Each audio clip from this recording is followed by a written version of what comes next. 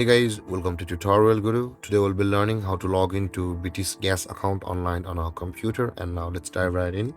Now to log into BT's gas account online on our computer, first open up your preferred browser, as I've already opened the Google Chrome, and in the search bar click over there and type in the address britishgas.co.uk and hit on enter, and then you'll be directed to the home page of British Gas. So let's wait for it.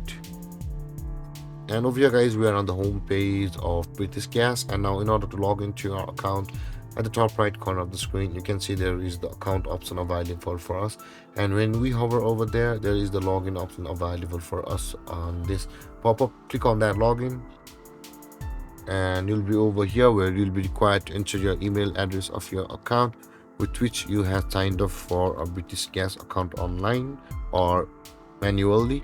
And with that being said guys, click on continue button over here, and on the next step you'll be required to enter your password guys, and after you enter your password you'll be able to log into your British Gas account from over here. And with that being said guys, this is how to log into your British Gas account online on your computer.